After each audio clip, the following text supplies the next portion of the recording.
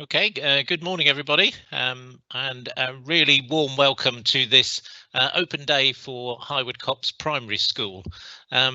This is, of course, a fantastic day for us. That is our first open day this year, and this is our first opportunity to talk to you all about our fabulous new school and to give you all the information that you need as prospective foundation parents, the first ever parents of this new school.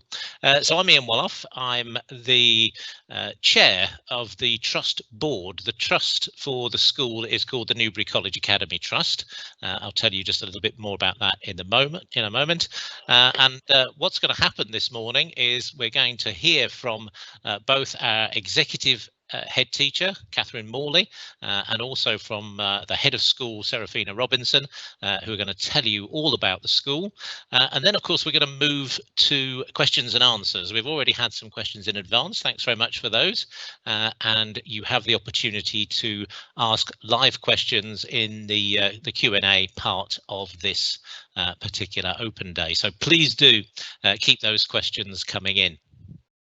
So just to give you a little bit of a flavour then about the school, for those of you that have seen the fabulous new building, you will know that it's built in the grounds, the overall campus of Newbury College. It is in fact an entirely separate building and an entirely separate campus area. So if you're familiar with the college campus at all, you're very welcome to have a wander in. If you're taking your daily exercise, you can walk down through the college, down towards the south, down the slope as it were, and you will find the school building nestling in a fabulous rural area down there. It is really the most amazing views from the school. The school is, of course, as I've said, entirely distinct. It's got its own grounds. In fact, it's got its own sports field, its own football pitch, etc., its own playgrounds, and of course, it's secure and fenced in down there at the bottom of the campus site. Just to tell you a little something about the Academy Trust, you're probably familiar with the fact that the school has been built and has opened because our local authority, West Berkshire, needed another school here in South Newbury. And a few years ago now, they wanted to work out where to put the school and how to get it up and operating. And that's where the college came in. The college is the Academy sponsor. So as I mentioned, it's the Newbury College Academy Trust, and all new schools now are all run by Academy Trusts, and Academy Trusts always have sponsors. So that's the college role, and my role, of course, is to help to run the Academy Trust and to make sure that the school has everything it needs to operate. But in everyday terms, the college will have very little to do with the running of the school. That's down to the experts, that's down to Catherine and to Serraphina, who of course are enormously experienced in operating primary schools. Just to say something about my two colleagues who will talk to you in a moment. So Catherine, again, you may be familiar, is already, of course, a head teacher of two primary schools in our area, of Thiel Primary School, which is an outstanding Ofsted school. And of course, a few years back, Catherine took on the running of Emborn Primary School just down the way from us over to the west there, which again has become an outstanding primary school, quite a record indeed. And we look forward to being the third school that Catherine is operating and running, and no doubt to the very similar, very high standard. We also have our head of school, Serraphina, who will talk to you in a little while. Serraphina happens to be the head of the lower school at Thiel Primary, so she and Catherine are very familiar with each other. And of course, Serraphina is also very, very familiar with running an outstanding provision at Thiel. And we're so grateful and lucky indeed that both of them have joined us here at Highwood Copse and will be running the school. So that's enough about kind of basic introductions. Just to say something about the building, if you're local, which I assume that you probably are, you will know that there's been a long history to getting the building completed. It's been delayed a couple of times through nobody's fault, There was an occasion where the contractors went out of business a couple of years back, and then of course we've had the pandemic in the last year. But the fantastic news is that the building is now finished. 2 weeks ago it was completed and handed over. My colleagues are sitting in the school building at this very moment, and in fact I've just been down there and had a good old look round. It is a fabulous building. It's an amazing new school. I think when you get the chance to actually go inside and have a look round, you'll be absolutely delighted. Please do have a look at the virtual tour, which I believe is available to you. It gives a little flavour of the school. It really doesn't do it justice yet, but you can see the amazing facilities within the school.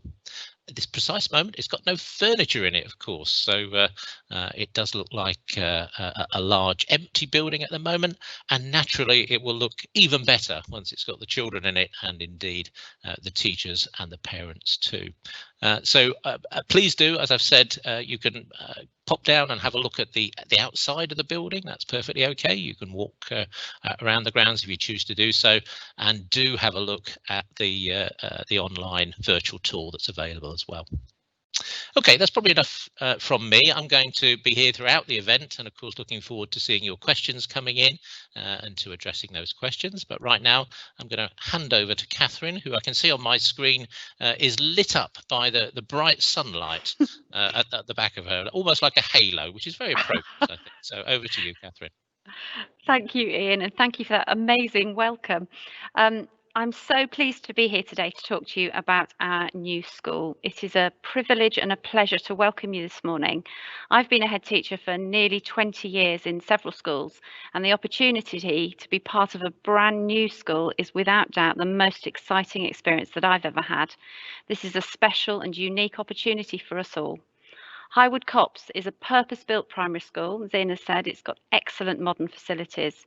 This long-planned school and awaited has been built by Felthams to the highest standard, and as you'll see, it is simply beautiful. We are so fortunate. This amazing building is set in stunning and extensive grounds, and this venture to open a brand new school, as Ian has said, is a result of a joint collaboration between West Berkshire Council, Newbury College and Thiel Primary School. They are all highly effective, well-established organisations with the capacity and the expertise to make Highwood Copse School a huge success. So choosing a school is without doubt one of the most important decisions you'll ever make for your child. Research tells us that the education your child receives is the major factor in creating life opportunities for them. Educating our children is an honour and a responsibility that we take very seriously. And if you choose to send your child to Highwood, I'm really looking forward to working in partnership with you to provide the best that we can, the best education and the best experiences that we can. Okay, so Highwood Copse Primary School is a place where the children always come first. They are central to every decision that we make, and we're going to strive to ensure that our children are happy and successful. We want them to grow during their time with us to be ambitious and resilient young people. We're committed to the development of children in the fullest sense, and we're going to succeed in combining academic excellence, which is really, really important for their life chances, with an outstanding range of opportunities. And the way we do that is through our innovative and exciting curriculum. So what will it be like in our school? The children will be happy, they will have confidence and higher self-esteem. They'll be achieving high standards, and they'll feel that whatever their individual strengths and weaknesses, they are a valued member of our community and an important part of the school. Together, working together as school and families, we're going to teach them to be polite and tolerant and sensitive towards each other. They're going to be proud of their school and welcome visitors with enthusiasm. They will enjoy their time in school, they'll achieve excellent results, and they will care for one another and make good friends, hopefully lifelong friends. So how do we do that? We do that through the curriculum. So as well as the purpose-built facilities and the brand new technology that we're going to have, the vehicle for absolutely achieving our ambitions, that the lessons that they are taught are of the highest standards. The maths and the English are really rigorous in the way we teach them. The extracurriculars extracurricular activities and the experiences that we're going to offer them, but also the other lessons they'll learn from being part of an ethos which is nurturing and supportive, but also has high expectations in terms of their effort and their behaviour. So in order to achieve all of those ambitions, our staff have got to be of the highest calibre, and every class will have a fully qualified teacher and appropriately qualified other adults who have experience and skills. We are not looking to recruit NQTs in our first year because we are going to be a small team, and it's important that all of the people that are working with your children are absolutely ready and experienced and know exactly what they're doing. By working with Theo and Emborn, we're going to be able to offer you some specialist teaching in your children, including subjects like music and dance, art, sport, and modern foreign languages. This is going to ensure that there's going to be a level of consistency across the school. You can be assured that it won't matter who your child's teacher is. They're going to have high expectations of themselves as well as the children, and a really clear understanding of our vision and our values. The talented teachers that your children will meet should inspire and motivate them, encourage scholarship and hard work, intellectual curiosity and interest, independent thought, and effective learning habits. So I've told you a little bit about my vision for the school and our vision and what we're going to try and do. And I'm going to hand over to Serraphina, who is one of my most senior members of staff at Thiel and currently leads the lower school. I'm delighted that she's going to be head of school at Highwood, and she's going to tell you a little bit about what we will ensure that your child will experience in an early years classroom. Thank you, Serraphina. Thank you so much for joining us. It's so nice to be able to speak to you today and talk to you all about everything that we're going to be doing at Highwood. And this is a really important opportunity for you to see just the kind of environment that you want your child to go to. I know it's such an important decision and that it's going to be such a wonderful thing for you to be able to choose which school your child goes to. So I'm going to talk you through a little bit about what we do in the early years and what your child's education will look like. Okay, so your child is unique. Your child is a character of their own, and every child comes from a different place. It's really, really important when starting out in education that the practitioners have a look at every single child and really get to know them, really get to understand the places that they've come from, because every single child's learning journey is different. Every single child's path through school is different, and it's up to us to understand where they've come from and to set aspirational goals for them moving forward. Our aspirations for the children are high. They are uncompromising. We want every single child to do the best that they can possibly do, and that looks different for every single child, and we recognize that. We do our absolute best to make sure that every single child receives an outstanding education, making outstanding progress, but also that learning is kept fun, that it's immersive, that the children are interested in what they're doing, and that they develop a lifelong love of learning too.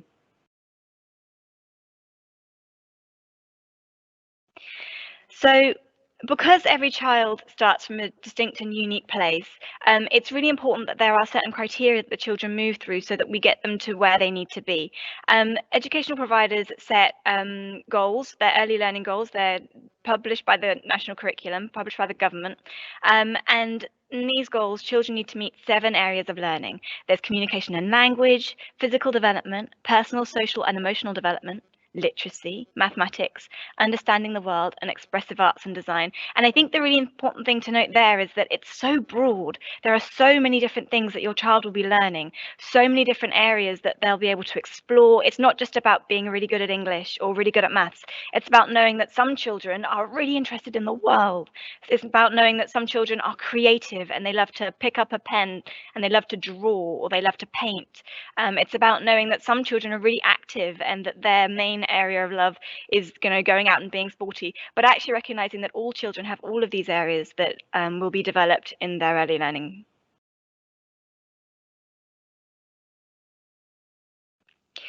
So how will they meet these goals? Well, they'll learn through playing. They'll learn through interacting with other children. They'll learn through the opportunities we give them. It's lots of free flow learning. It's lots of going out and exploring. It's lots of sometimes being in the classroom, sometimes being outside of the classroom. Sometimes, a dragon comes to visit, just bringing learning to life and making things very, very exciting. encouraging children to learn and to love learning. That's how they'll learn, and that's how they make progress. In the early years, we assess through observation. So there's a lot of time spent with the children in groups, one-on-one, as a whole class, all these different dynamics. The practitioner will work with the children to really understand where these children are, and what their areas of strength are, and how they're progressing throughout all of those 7 learning areas. So what this looks like in school is us providing a rich and expansive curriculum in which the children can play and explore their way to those early learning goals in a way that is unique to them. This opportunity for play is really an opportunity for children to direct their learning in ways that they love, as well as having the practitioner direct their learning. It's a partnership, it's a collaboration. The children will experience focus sessions in English and maths, but they'll also experience focus sessions in things like art with specialist teachers. They'll be able to go outside and do lots of exploring, especially in these beautiful grounds that we have in Highwood.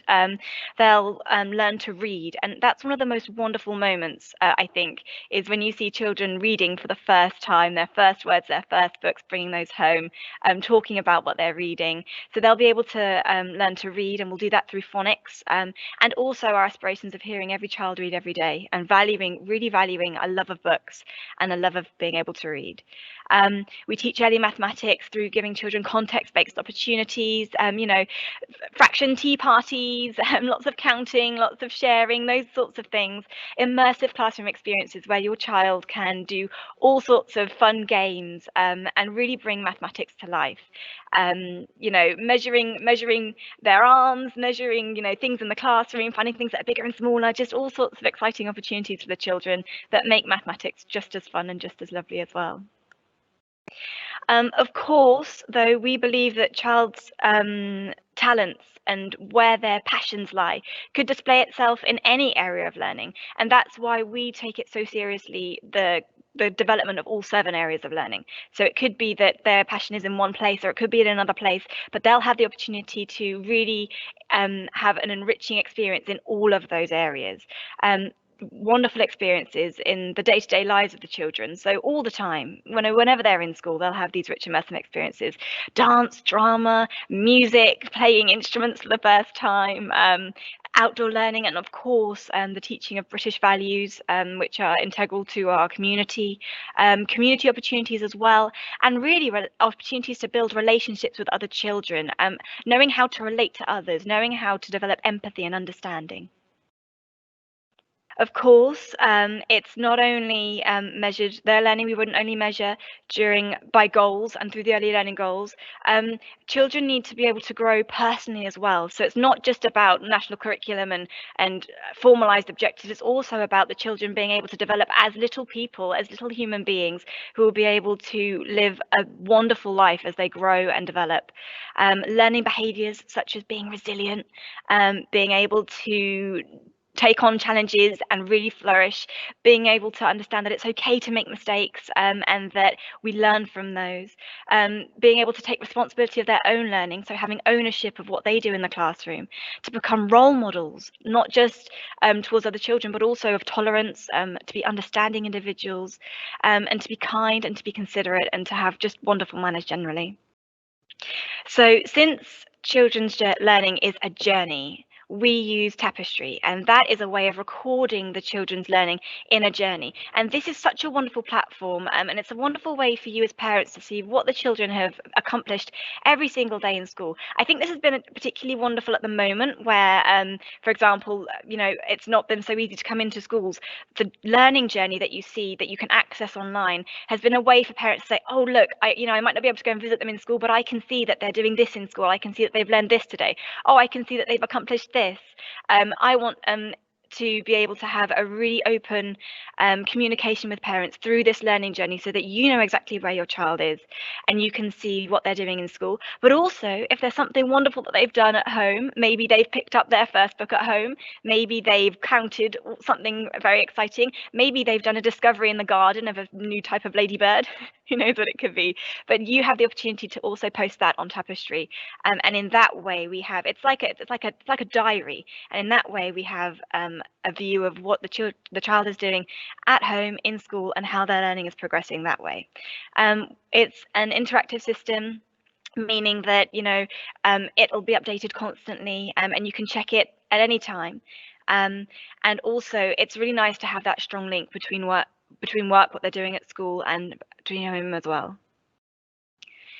Not only do we do tapestry, we also have English and mathematics books where we'll record the children's learning. And this is a wonderful kind of tangible thing for you to have at the end of the year, but also for children to work in throughout the year. It's a place where children can really be proud of what they've accomplished, and can produce beautiful pieces of work where we see consistency across all of the children. So because learning and the early learning goals are so individual and so unique, there are ways that we make learning consistent through all the children. One way is through the books. So they'll have similar pieces of work that you can see, oh, the children are doing this together and they're learning in this way. And it's, again, a wonderful memento for you to keep at the end of the year too, for just to see the amount of progress that children make. So yeah, we're really, really proud of their books as well. You can see there the front entrance where you will be able to walk your children to school, or you'll be able to drive into school, and we will be there to meet them and take them around to their classrooms. I know we had a question about whether we had somewhere the children could scoot to school or ride their bikes, and yes, we do have within the secure line of the building little places for them to leave their books, their bikes and their scooters.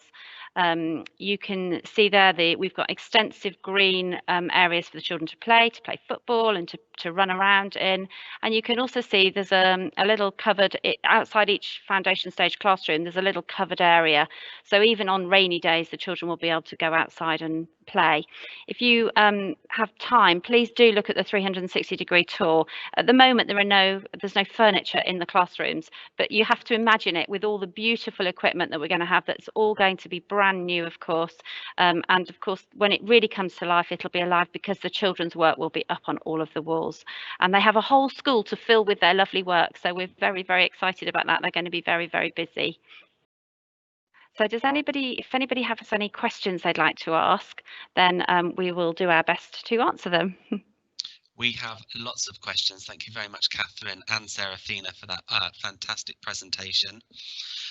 So we've had lots and lots of questions coming in. So I'm going to start at the top and work my way down. So the first question we had in is, what SEN provision will you have available? So shall I answer that one? We have a SENCO that works across both of our schools, and she's very, very experienced, very, very talented SENCO, and she will be providing the SENCO support at Highwood Copse as well. So there's a really clear understanding of what she's very experienced. She knows what she needs to do, and she will be able to help us with the children at Highwood. We have that provision in place. Thank you very much, Catherine. We have another one for you, which is, Catherine will be running 3 schools as head teacher. How will she have sufficient time split between the 3 schools, and who runs Highwood Copse when she's not there? Now, this question was submitted before Serraphina was introduced, so I think we have covered that, but just to reiterate the point. Just to reiterate, yes, I am very busy, but I will be visiting every school every week that I'm there. Serraphina will be in school every single day, and she is the head of school. So the day-to-day management of the school will be down to her. There'll also be support from Newbury College as well, and from staff who will be working across all of our schools. So there will be, sufficient staff there to support her, even though we'll only have 1 class at the beginning. Thank you very much. And someone has asked, what will the class sizes be? So like every state primary school, the maximum number of children that we will have in a class is 30 when they are in the infants. So we hope we'll have 30 children. Thank you. And how will you help them settle in? This is probably one for Serraphina. Hi. So it's Settling in is so important. I think that when you have the very first time of coming to school, it can be really, it's a new thing for both parents and for children. And I think it's about creating a really immersive classroom culture where every child is respected and they are heard and they know that they are safe and that they are feeling very welcome. It comes through creating routines and things to begin with, so that the child knows, like, this is how we come in the mornings, and there are things that are constant and very secure straight away. So just all the little things that you would do to keep them safe, really do lots of circle time, getting to know their friends, getting to know their peers, and knowing how to treat each other like wonderfully, all of those kinds of things, really, to get them really settled and feeling lovely. Thank you. Is there going to be any provision for wraparound care, like breakfast and afternoon clubs? So yes, we are planning both before and after school care. After we have we know who exactly wants to come to Highwood, we will be sending out a questionnaire to you to find out exactly what your needs are, both before and after school.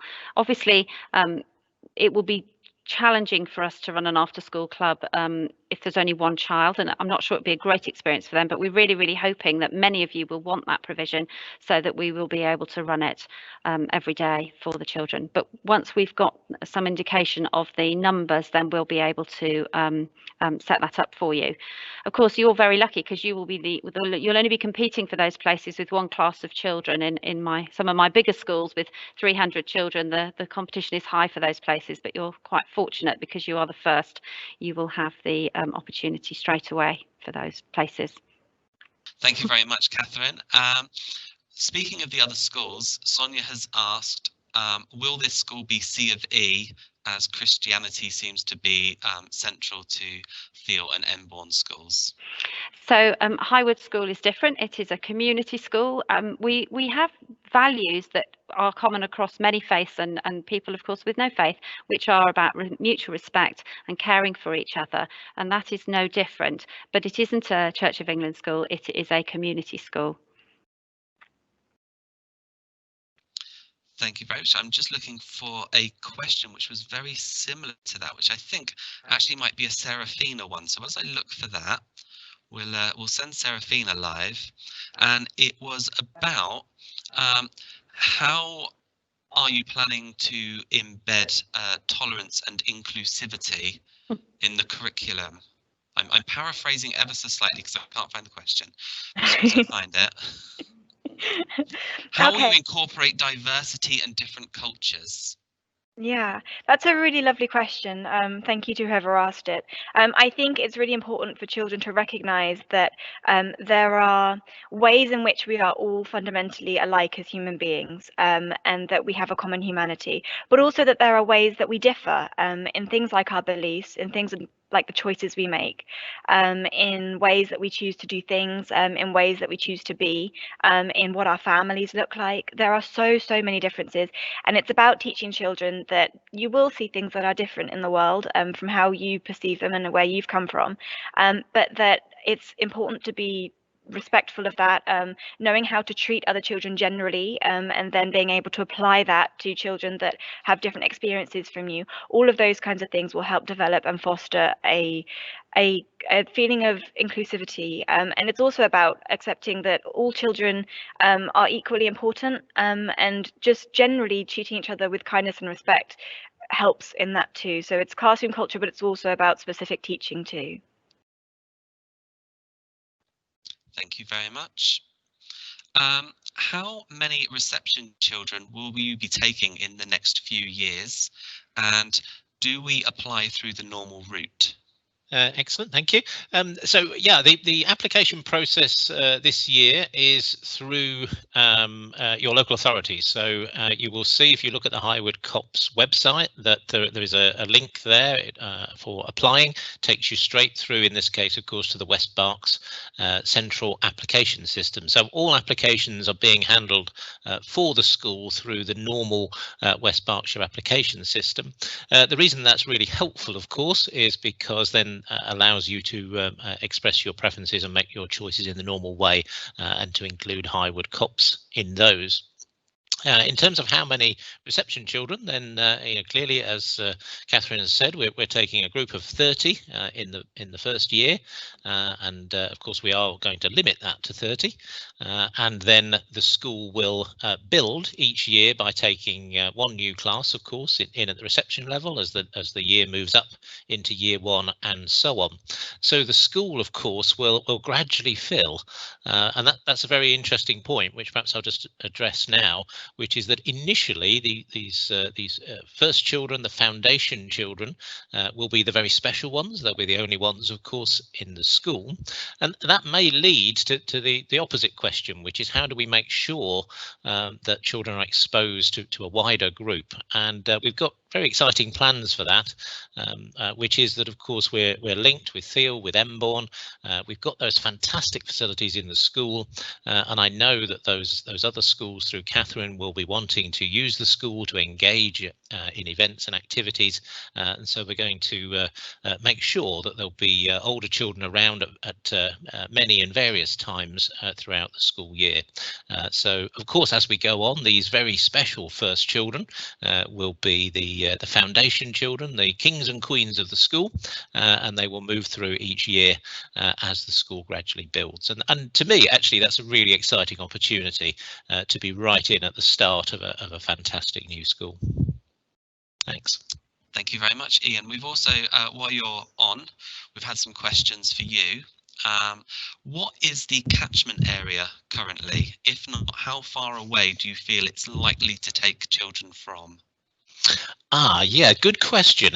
There isn't a specific catchment area for the school. That apparently is what happens with a new school. So as people probably know, we had very much hoped to open last year, and then of course the construction of the building was delayed by the pandemic. What we found there was that the school was very heavily subscribed with applications, which of course was great news. Lots and lots of people wanted to come and join us, and therefore the criteria that are listed would have applied had we gone ahead, of course, at that point. So the criteria very straightforwardly are, first of all, to do with, as is a statutory requirement, a legal requirement, if anyone is a looked after child. That's the first criteria. There is a criteria that's about if somebody has a sibling in the school, though of course that won't apply in this first year because it's not possible to have brothers and sisters already in the school. And so therefore the criteria that matters, of course, beyond those is one of distance, and that is the same for this school as it is for all schools usually, which is if it comes down to needing to make a choice and needing to, as it's called, use the tiebreaker question, then it's about how far away from the school you live. And that's done on a very precise basis. It's done through West Berkshire, who have a system for measuring the distance from the school front door to your front door. So it's a very precise kind of system. The question then of how far away do you need to be in order to get in, at this moment is an unanswerable question. Sorry about that. It depends, of course, how many people apply, and then, of course, if there are more people applying than the number of places, it will come down to distance. All I would say about that is please don't be put off applying because you feel you live a little bit further away. As a brand new school, I think everybody knows what will happen is that we will initially have quite a large effective catchment area. People will be coming from different places, not just this area in the south of Newbury. So sorry I can't directly answer that one, but I think that gives you a flavour for it.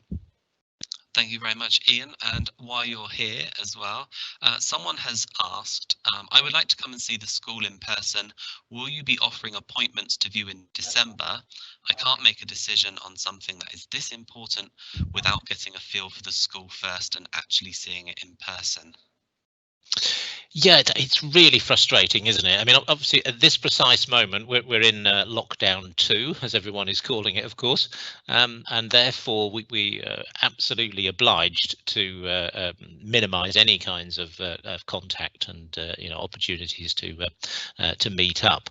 As we move next week, I understand, into the next phase. Of course, it will depend what tiers we're in terms of COVID security, and if there's any way, and when there is any way, of us helping people to see the school, we're certainly really keen to do that. Of course we are. We've got this amazing building, which you can just see a little tiny bit of when you see Catherine and Serraphina, and we want people to come along and see it. So it is really frustrating, isn't it? And I'm so sorry that we're having to do these things in a virtual way at the moment. But as soon as it's possible to do something about getting people into the school, we will certainly be doing that. So we've got all of your contact details, of course, because you've kindly registered for the event today, and we'll be getting information out to you regularly. And as soon as we can do that, we will do that. Thank you. And I think one last one for you, Ian, before we go back to the heads. Do you know if there are any plans for further housing to be built on the land adjacent to the school? Oh right, yes. What a good question, and such an uncontroversial question as well in the local area. Just something that doesn't bother anybody. Yeah. What can I say? Well, I'm sure you know, if you're local, that of course Sandalford is an area that's been proposed.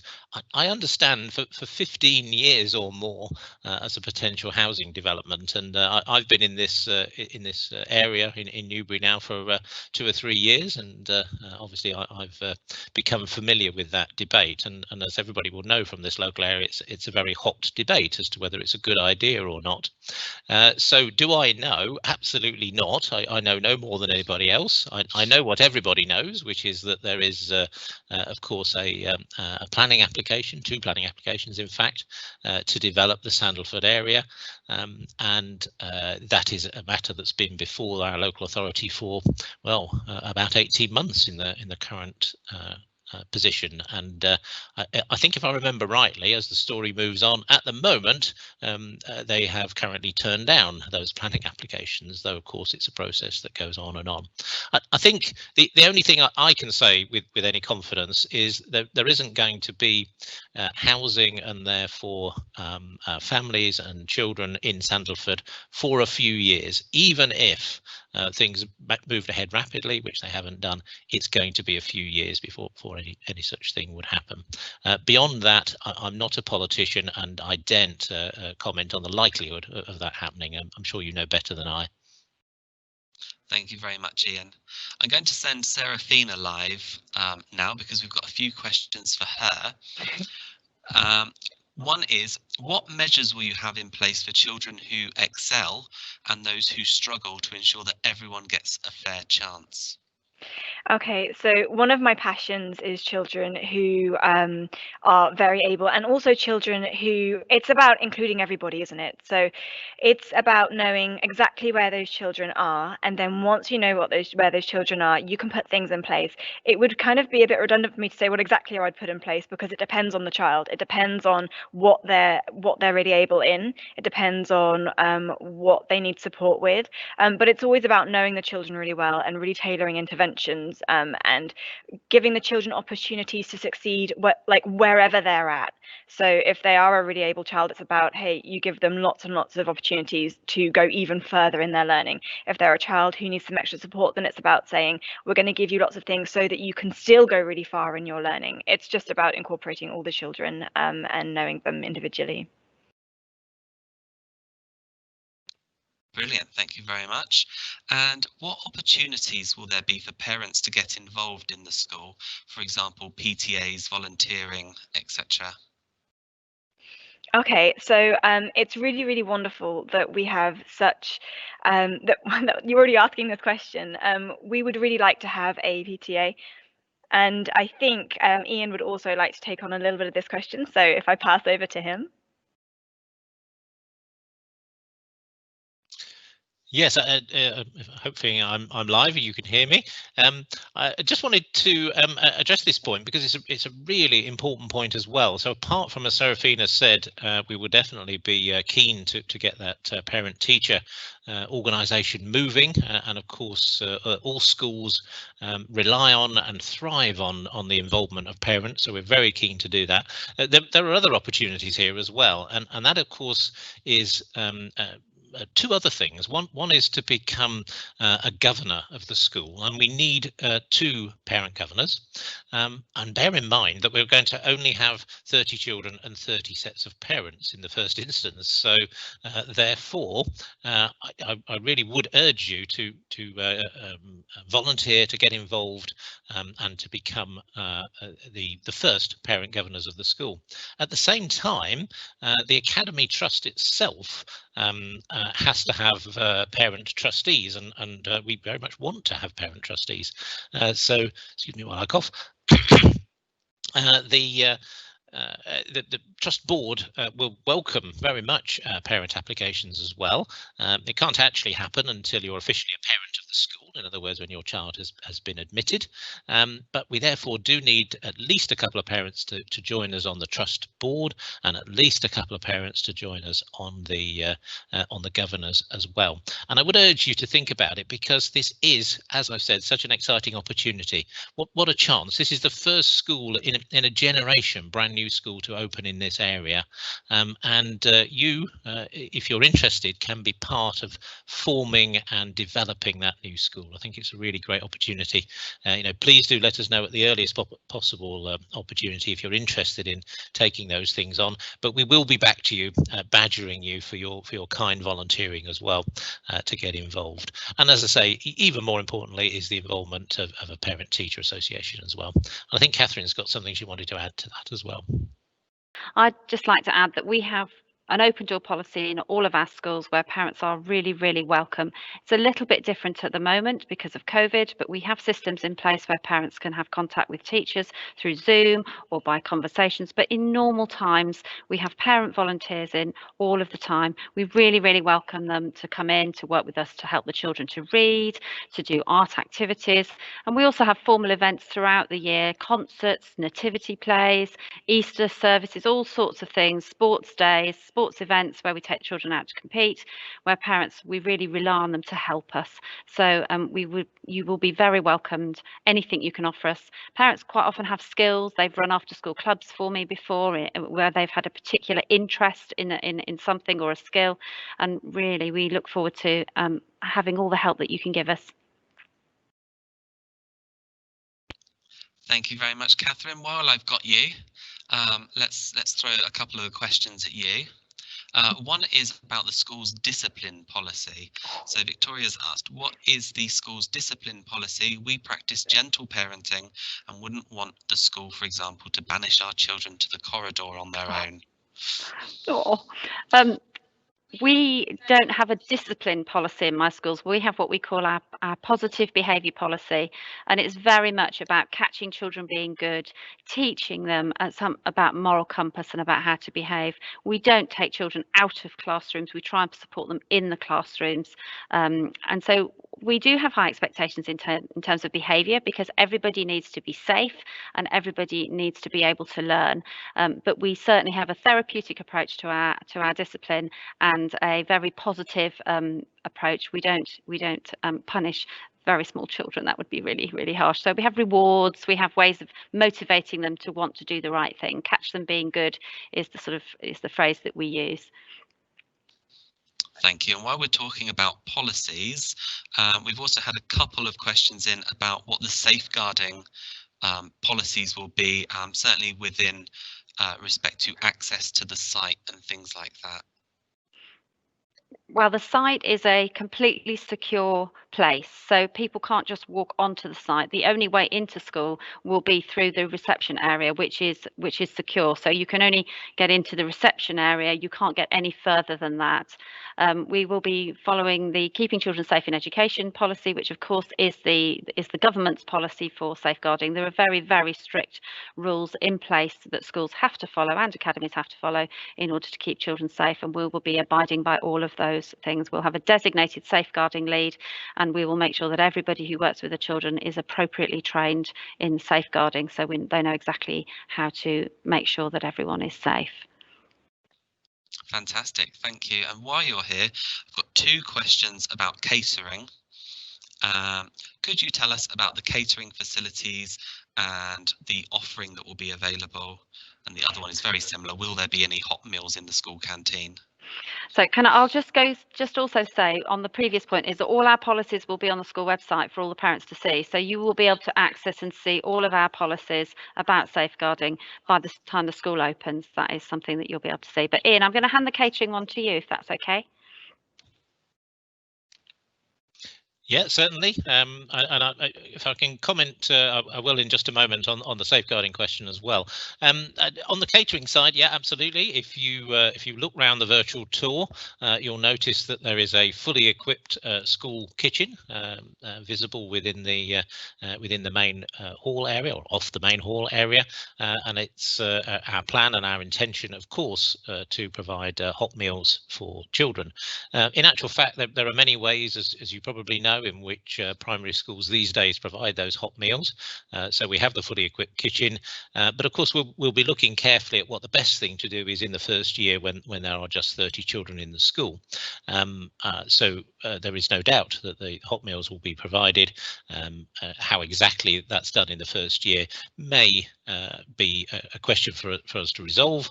And for example, there are school meals services that operate from local schools, and in fact within the college we take advantage of that opportunity as well. But of course, as the school then builds and develops, no doubt the kitchen will be working at full steam, as all school kitchens do. Can I just comment on the safeguarding one, because I noticed somebody raised that point about the school being next to the college, and indeed next to the pub, the Two Watermills pub. Well, I suppose the first thing I would say about that is just do come and have a look at the site, because when you say next to the college, I walk up and down there regularly, and it's very good for my step count, because it's a good few hundred meters that the school is away from the college. We're a large campus site, and in fact, when you're in the school, you can't even see the college. It's over the brow of the hill and a distance away. So I really wouldn't have concerns about that.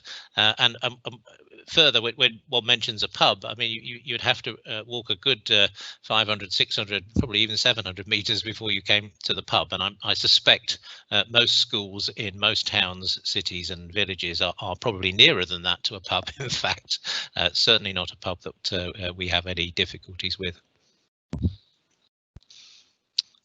Thank you very much, Ian. Right, I'm going to send Serraphina live now, because we've had a question, which is, given that this is a brand new school and will initially be very small, how do you plan to foster a sense of community? This is really nice, and I think it does depend on the state of the country at the time in terms of COVID, but I think it's about outreaching. I think it's about our connections with the other schools, especially having those older children available to us, and being able to develop that sense of community between the schools. But also things like, I know things that we do at Thiel, for example, is we go and we do donations to local places, and we go and sing to people, and it's lots of little community events like that that we would like to really be able to develop. And I don't think it matters that there's only 30 children. I think that you can do things that are appropriate for that age group that would really help a sense of community. So yeah. Thank you. While I've got you, nobody can hear me. While we've got you, here's another one. At the event last year, there was a comment about sharing specialist teachers from other schools. I know you've mentioned that very briefly. I'm going to put Catherine live, because she's in charge of all of the schools, and ask you, what have you got planned? So what have we got planned? I've already been unmute. Sorry, I've already been talking to my staff at Thiel who provide the specialist teaching. So we've already got in place some music and some drama and some dance and some art. I'm also speaking to a French specialist at the moment, so we can get some modern foreign languages in place too. So that's just a start. We'll be looking to recruit some PE coaching too, where if we can manage that, I'm sure we will. You couldn't do that in a school with only 30 children because you wouldn't be able to recruit somebody to do an hour of music a week or an hour of art. But what we can do is working across the schools is bring our specialists across. So that is what we're planning to do at this time. And that's what we've already started getting into place, ready for September. Thank you. Another question that we've had in is if parents intend to walk to the school, will there be any facilities to leave scooters? Yes, there will. There are scooters and there are bike places to put your bike as well. So yes, we welcome children to do healthy things like scooter and ride their bikes. So yes, that facility will be there. And it's inside the secure line, so their bikes and their scooters will be safe too. Thank you. And are the start and finish times of the school day confirmed yet? I don't think they're confirmed yet, but as soon as they will be, they'll be on the website. I would imagine it will be very similar to the other schools that we run, which is a start time of 8:45 and a finish time of 3:10. And then, of course, there'll be breakfast and after-school clubs as required. Thank you. And the final question, I think, unless someone's going to add some more, is what will the school team look like on a day-to-day basis? So on a day-to-day basis, Serraphina will be running the school, but she will also be teaching in the foundation stage classroom every morning, the core areas of maths and English. In addition to that, we will have other teachers coming in to teach other specialist areas of the curriculum in the afternoons. We'll have admin support in school every single day, so there'll be somebody at the front desk when you arrive to say hello and to answer your queries and to help us send out our letters and do all the things that we need to do. In addition, I know we'll have some caretaking facilities in place to look after this beautiful site.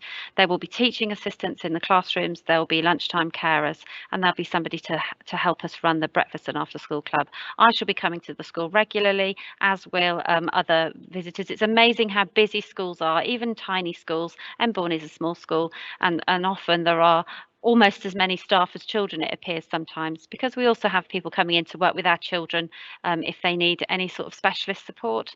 So there'll be more people around than you would be surprised. You'd be surprised how busy it will be in school, even with just one class.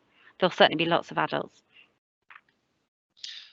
Thank you very much. Well, you've done a fantastic job there getting through all of the questions. We've had loads in.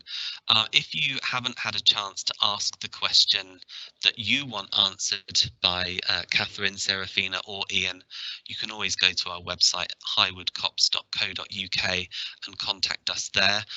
We're also going to be putting up our virtual tour very shortly after this live event. So have a virtual wander around the campus, see the fantastic facilities. Catherine, is there anything you want to say to finish off? No, just how excited we are about. Do I need to unmute? No, can you hear me? Is that okay? Brilliant. So just how excited we are to be opening this school. I walked around the school this morning and it is just simply beautiful. The facilities that the children have are better than in any school I've ever been in, and that's a lot of years. I'm quite old now. So it is a really lovely school. It's a beautiful site, and I'm really looking forward to getting to know you, but even more looking forward to getting to know your wonderful children. Thank you for giving us your time today.